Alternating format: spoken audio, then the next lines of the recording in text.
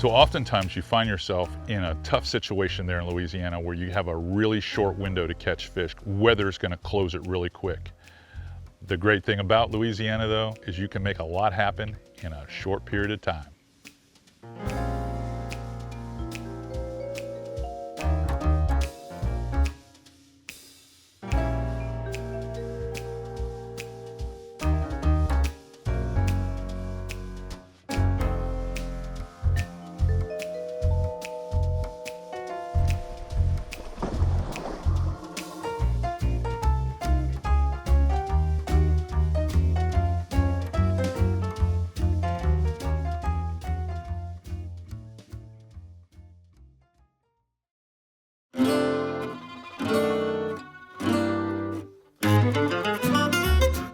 By the time we get to this time of year, I'm really focused on going to Louisiana.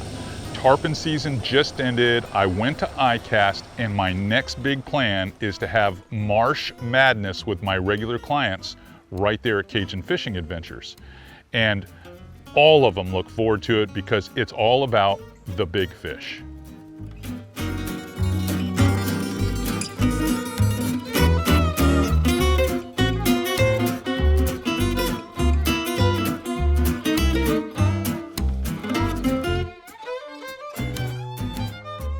I know it looks bleak here with all the rain as the backdrop, but if we can punch through that one shower, get downriver, there's a lake, and we will have a lot of targets. Even in poor lighting conditions, we'll be able to test a lot of this Shimano gear. And you in particular are gonna love this today because I mean, these fish float. They're not like at home where they're spooky, where you gotta lead them. I mean, you're gonna be able to throw right on top of them and catch them. All reds? All reds? All reds, a lot of black drum. Yep. And with the river dropping and the tide pulling out today, there'll likely be a bunch of largemouth bass that come out of the canes. So. Awesome. That'll be really cool. I mean, weather conditions, you know, I always say the fish are already wet, so if you want to go after them, sometimes you got to get wet on the way there. All right, well, so I promise I can deliver that. Stand by. Look for the rainbow in the pot of gold. That's right. Stand by.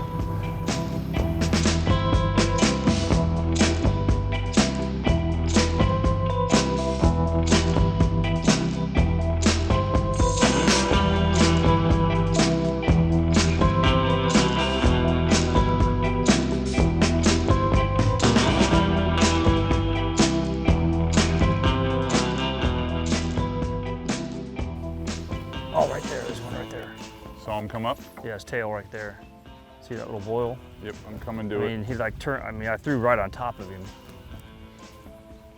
Go ahead. He was right in there somewhere. There he is. There he is. There you go. Big ugly. That is a tractor. Chroma Pop helping you out, man. Helping you out. You know this animal here is going to pull us around. They don't have small black drum in Louisiana, not where I fish. Maybe on the outside, but not on the inside. On the inside, all these guys weigh anywhere from 18 to 30 pounds. He's just now figuring out there's a problem. Yeah. You can give me a big high five later for giving you that medium heavy action rod. Yeah. Well, that's what I was saying. That little, I talked about bringing that little 6/8 spinner. It would have weighed it. Because that's a heavy fish, and that rod will handle it. That rod will handle it. They don't have the big run when you catch one of these big redfish, but they do have the persistence and steady drag pull, especially through this grass. He's taking us for a ride. And that's a lot of the reason for fishing these little heavier action rods and the heavier braid is because, believe it or not, there is some abrasiveness to that grass, especially with all the shell, all the snail and stuff on them. And if you have the right tools, you will catch some impressive fish. Albeit, you know, the black drum or catching some 4-foot long redfish, lots of bass. Occasionally sheep's head if you're throwing something small like a bugs or a Ned rig from Z-Man. Are you breathing up there? Yeah. This is like a freaking, this is like an F-250, man. You're quiet. He's not moving fast. He's not moving fast, but he's got it in four-wheel drive right now. They're slow and steady, and they have that low gear. I think you've worn them down enough to merit me getting down. So I'll try to get down as quietly as I can.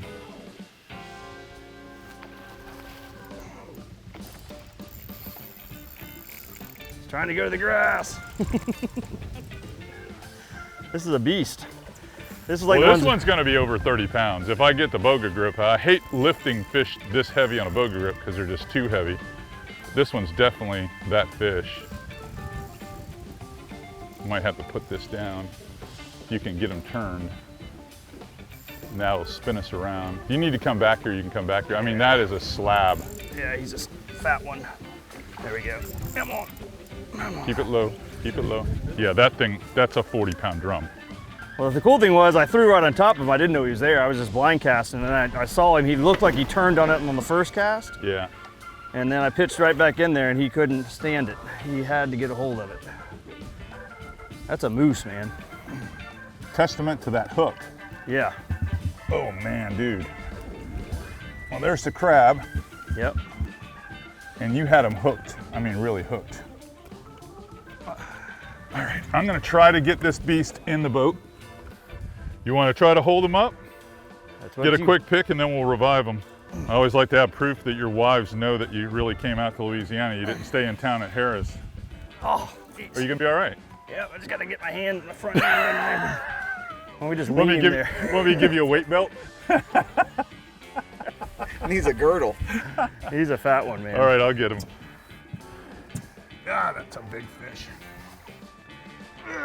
That's why you come to Louisiana right there. It's beautiful, isn't it? Louisiana. Absolutely incredible. See, I ate two biscuits this morning.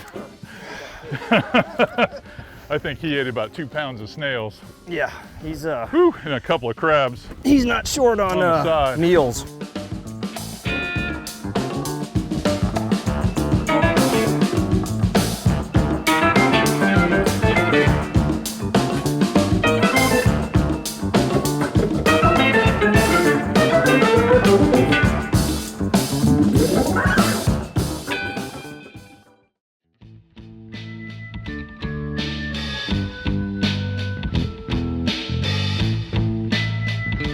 So this summer, I invited Casey Damron, the president and founder of Sodium Fishing, to come out. He's a huge retailer and online retailer in Florida. And then he wanted to bring along or invite the Shimano rep for Florida, which is Brian Dufik. And Brian and I get to fish fairly often because I work closely with Brian. So we go tarpon fishing from time to time and red fishing in Florida. But to be able to have both of them out, and I told him, I was like, listen, this is going to be an opportunity for you guys to catch some really big fish in some super shallow water. That might be that same drum. Oh, you got him. You got him. Perfect. Perfect. Nice work, Casey. The right spot. Nice work, The right Casey. spot. Another tractor pull. I'm gonna try to stay close to him. Keep him out of all that grass and Yep. stuff. Not too bad. That was a good sight. What's this one right here? I was like, just throw, it's a fish. That's the best part about this place. If you just react, especially reflexively, you almost always put the cast in the perfect spot. I almost think I prefer most of my clientele to not have time to think about the cast. I'd rather it just be reflexive, and it turns out great every time. Now that was a textbook example, if you will, of an opportunity where a fish was really within 8 to 10 yards of the front of the boat, and we talk about that little layup cast that you have to be able to make that pitch cast to catch these fish, because you practice constantly that long, furthest end of your cast deal all the time, and you never get that little pitch cast. And in that case, well, Casey, you didn't have a lot of time to think about that one. You're like, is that a fish? I go, yeah. And he just made the quick pitch, and his eyes went right to the head of the fish, and he was able to lay it out there. Perfect. It was ready, shoot, aim. Ready, shoot, aim. Ready, Let's shoot, go. aim. That's perfect. Aim the last thing. So is this the first big ugly you've ever had to tug on out here in This is the first Louisiana? black drum I've caught out here, and it's the first black drum I've caught on an artificial bait. Really? Yeah, I've caught them back home, but we've always used like quarter crabs and stuff. But Yeah. these Z-Man crabs They are amazing. they look like the real deal. They are the real And deal. you can tell he thought so. Yeah, he did. He's not happy. The black drum here almost look iridescent purple, you know? They're such a beautiful animal here. And you think of these things as scent predators, and really, the fish here, they hunt with their eyes. And they feel with those tarsals. Look how big this thing is. It is huge. Those little tarsals on his chin is what, they're just like little... They're like little whiskers? Little whiskers, they're like little receptors. Dog it, boy. Tell you what, these are Advil fish right here, my friend. So is that what they feel with, those whiskers? Those whiskers, they just rub that head almost kind of like they're grazing. I have to get my pliers out here. So that way they're always kind of head down? Head down, tailing, moving stuff around. They can dig in the mud. This little kicker crab, it's, of all the crab imitators there are out on the market, this is by far the best one because it's actually a search bait where you can swim it. You can swim it right up to the fish and then just let it fall in front of them. And it just looks like a trailing arm of a crab coming down, and they never hesitate. And you wonder how these big guys are able to tail, but look at how big these fins are, how they can articulate. All their fins are so oversized. Now I'm gonna get him in the water because he needs to get a breath here. That makes two of us. Awesome. They're so underrated. All right, you ready to go, buddy? Swim away. They're built like armor with those spines. There he goes. Woo! Thank goodness. That's pretty awesome right there. Nice work, Casey.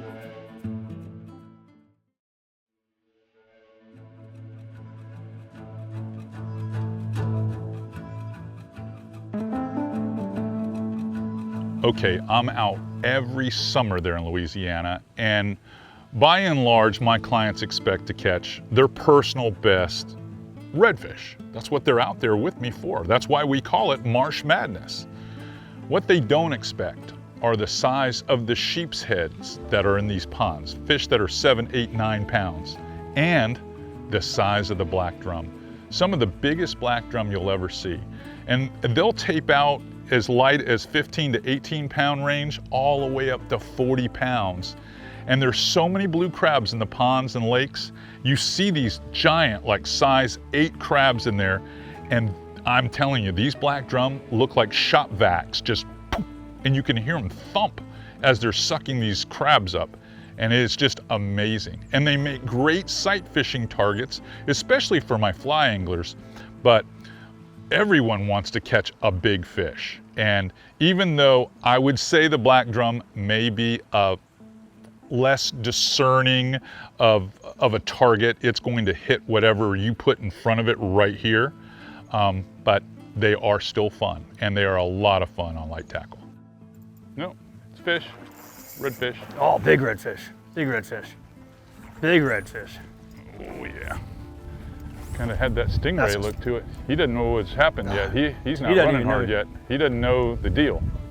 You know, a lot of this style of fishing, you need the fish to float up high in the hydrilla to get a legit shot at them and be able to catch them.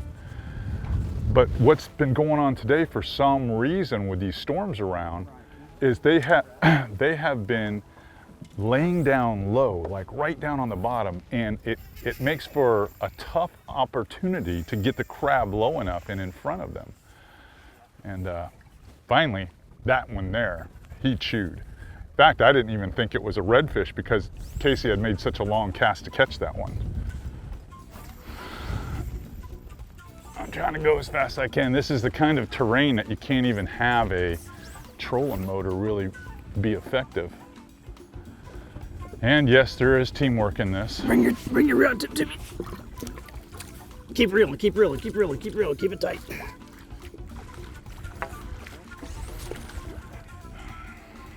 Team Shimano. Woo! This is a That fish you is don't a want to take big a wrap fish. on. This might be your biggest red Yeah. of all time right here. This may be a PB. I'm going to tell you right now, I guarantee you this fish is going to be 40 inches. You know how you said, when in doubt, cast? That's right. I That's wasn't what you really did. sure if it was there. I just saw some. My God, look at the size of this redfish, buddy. Oh, oh, golly. Ah. God, I'm 240 pounds and I can barely lever him in. Look at that. Whoa. That is amazing. Oh man, that's a hook there. That's why we're using that big 5/0 right there. He's every bit of 4 or 5 inches past it. He's got to be 41. It might be your new personal best. I think so. You're gonna have to get a pic with this one. Yeah. You got to have a picture with this one, and then I got to get him back in the water.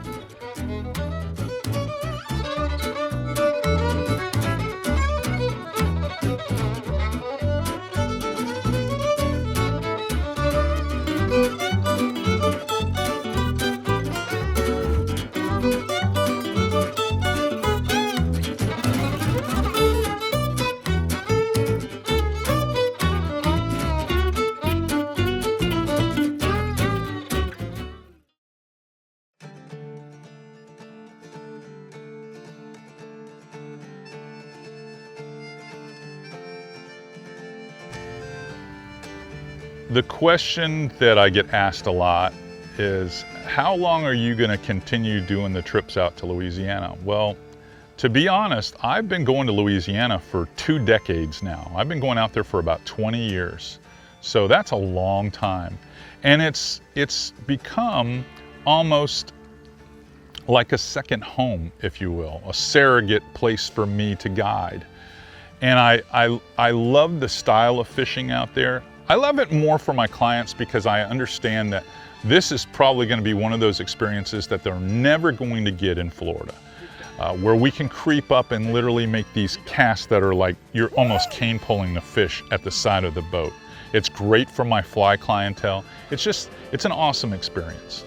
It's hard for me to think that I'd ever not go to Louisiana. Even after my guiding career will wind down one day, I still see myself going out there and spending time with friends and fishing, taking the family out there and fishing. It's just one of those places that, you know, it's a disappearing paradise. It truly is, and I want to make sure I'm there to the very end.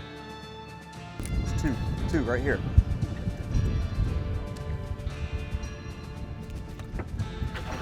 He got him, he got him. Golly. Unbelievable. Keep that bow in it. There you go. I didn't even see what you were throwing at. Yeah, they were kind of down low, and I saw one of them, and then I looked down. There were 2 of them. Down low. I just kind of flipped it down, and we didn't have any sun, so I couldn't see a thing. Visually, this style of fishing that I do with clients and I did with Casey and Brian is visually just attractive to all anglers, because the fish are tailing, they're backing out of the water, and then when you connect solidly and start fighting the fish is basically half out of the water for half the battle. That's how shallow it is. That's why the Hells Bay Pro is the perfect vessel to be in there, because many times you're in less than a foot of water targeting these fish. Another healthy redfish.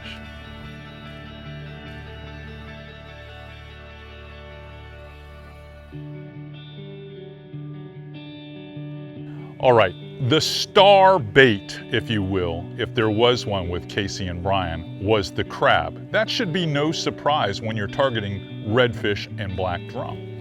The Z-Man kicker crabs, a unique bait for sure, brand new to the market, and something that I really exploited with my clients and Casey and Brian in this particular episode. The design of the kicker crab itself is more like a paddle tail. It has a swimming arm, and they've got a built-in slot on the carapace on the back here, and a keel, if you will, when you look at the bait the way it's molded. So it will track nice and smooth. Because we're using a heavier rod and reel setup, I wanted to have some type of weight forward scenario, if you will, or situation, where it would be easy to load and cast these rods more accurately, because accuracy matters in Louisiana. So that's why we use the snake locks, and that also gave me a weedless presentation. So with all that floating grass and with all the hydrilla and weeds that you get on the surface there, it's important to be able to have something that will keep the bait clean right up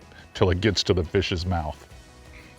I wanted to use something that maybe most of you would consider overkill. This is a 7-foot medium heavy action Shimano Terramar PX. It's perfect for braid weights for Power Pro between 15 and 30 pounds, and throws stuff from 3/8 to ½ ounce all the way up to 1 ounce. So it's a stiff rod. I mean, it's got some backbone to it. We're using 15-pound Power Pro. This is the Super Slick V2, and I've got that on a twin power reel. For the most part, because it's got a bigger arbor so I can pick line up quicker, or the client can, and it has a larger, or I'm gonna say smoother drag system. It allows itself to dissipate the heat from strong, hard runs that are real short bursts easily. All that being said, it's a very lightweight setup, so you can still make those nice, soft, smooth, underhand pitches where you're just reaching out and dropping, or in Casey's case, you can make the Hail Mary cast and land with a lot of accuracy right on top of the fish and have a lot of success.